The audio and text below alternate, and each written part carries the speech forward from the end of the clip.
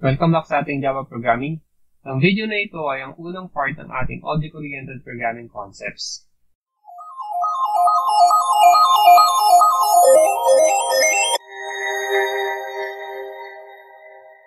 Ang OOP ay isang programming paradigm o model na nakasentro sa karakteristik ng mga object at sa transformation ng data nito. Ito ay naiiba sa ibang programming methodology na nakakonsentrate sa functions at logic. Ang gagawa ng large-scale software project ay mas magiging madali kung gagamit tayo ng object-oriented programming paradigm dahil hinahayaan tayo na ito na mag-program reuse ng malalakihang programming code. Ang program reuse na ito ay possible dahil na rin sa naka-organize na ang mga functionality ng program batay sa class ng objects. Ibig sabihin nito ay hindi na natin kailangan doblehin ang code na nagawa na natin. Halimbawa ay magkakaroon tayo ng manipulation ng student data sa bago nating project or sa software, at meron na tayong existing student class sa ibang project, ay pwede na natin gamitin ang class na ito dahil malamang ang lahat ng functionality related sa manipulation ng data ng student ay nasa class na ito. Magbukas tayo ng ating Sublime. Gawin natin ang student class.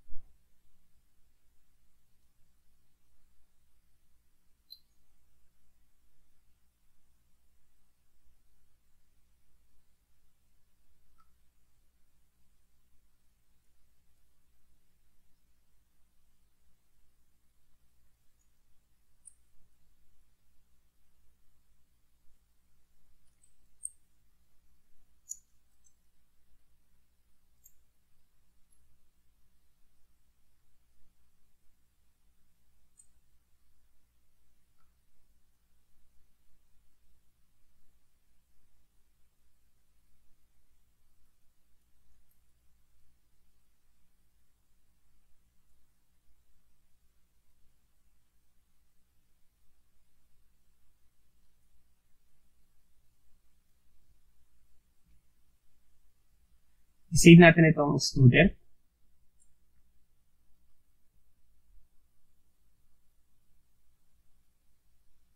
Make sure na magkaparehas yung class name natin at saka yung file name natin. Naliban dun sa extension ng .java. Save. And then, compile natin. Tapos, i-run.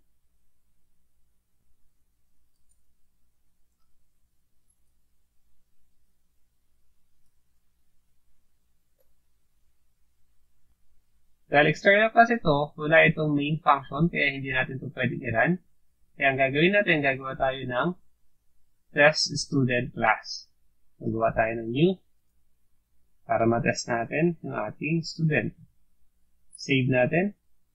Ito ay test student.java. Save. Tapos, natin public class test student public static ID.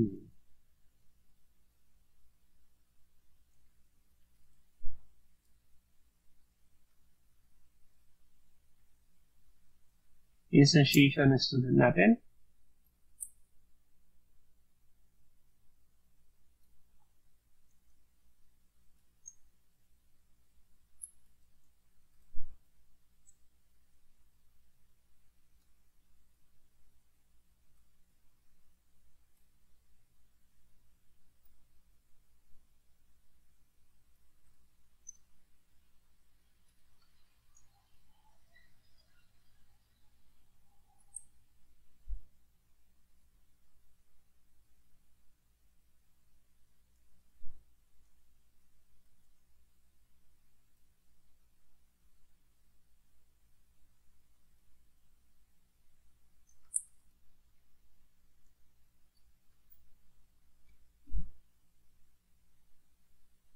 Save natin, compile at saka run.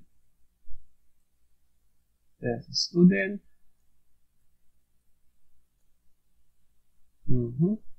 Std 01 dapat yun. Save. Yan. Run. At makikita natin yung result ng ating program. Ganito yung template ng ating class. Una yung identifier ng class, tapos yung keyword na class, at yung class name. Gawin natin capital letter yung start ng ating class name para sa ating convention. Tapos yung property declaration, and then methods. Dito sa class natin na ito yung access modifier natin, yung keyword na class at yung class name. Ito yung ating mga properties, at ito naman yung ating mga methods. Ang mga property o attribute ay ang mga variable ng object. Ibig sabihin, ito ay mga value na related sa object. Sa case na ginawa natin, ang mga property ay related sa student na class. Tinatawag din itong state dahil ito ay nagre-represent ng initial declaration ng data field ng isang object. Ang mga method naman sa class ay tinatawag nating behavior o kaya ay action. At batay sa tawag sa kanila, ito ay mga functions na nagpe-perform ng mga actions gamit ang mga property ng ating object.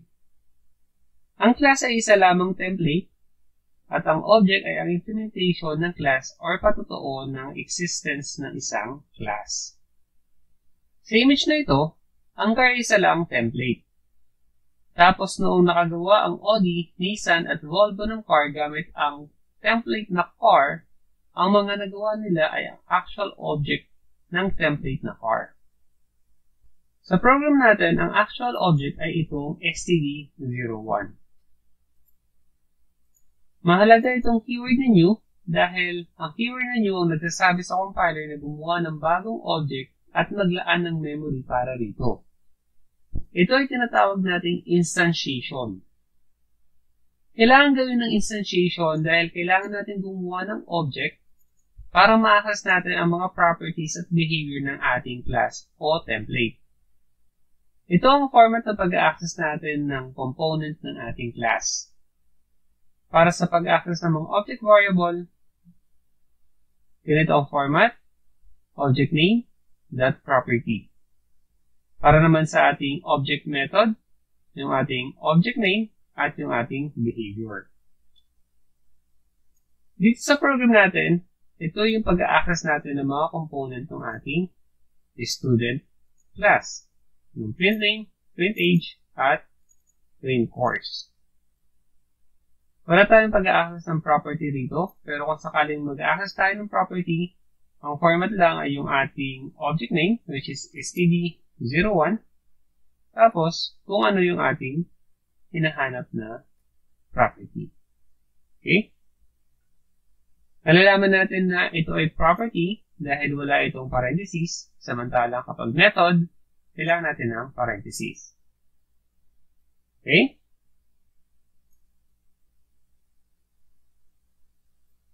Mahalaga ang that after ng object dahil ito ang operator na access sa class components natin.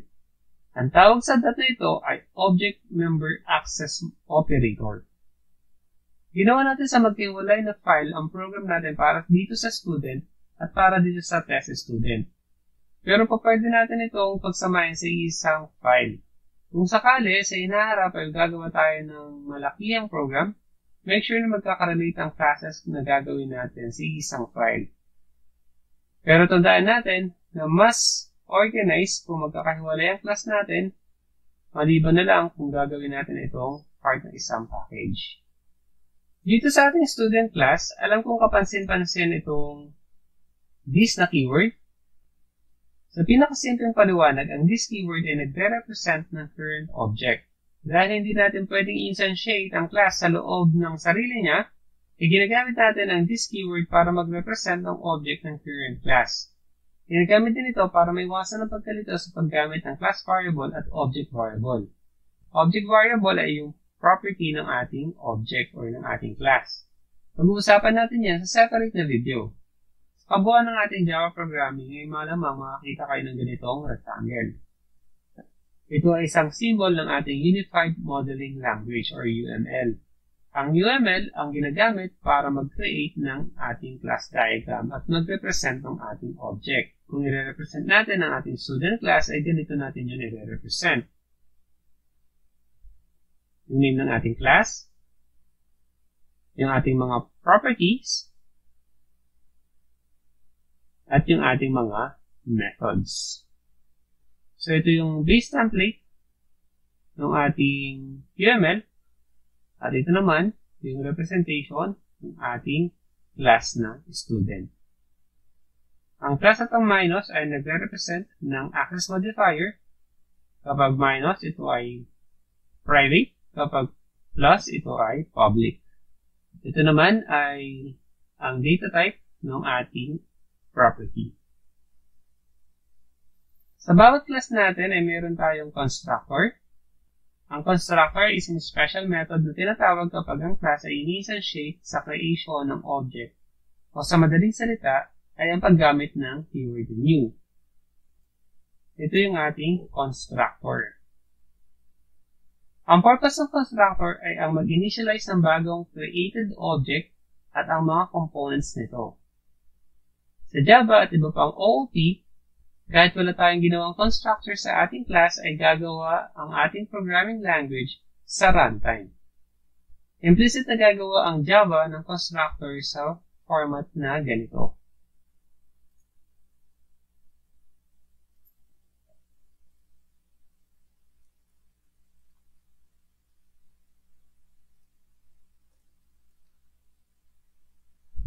Ito yung ating constructor name.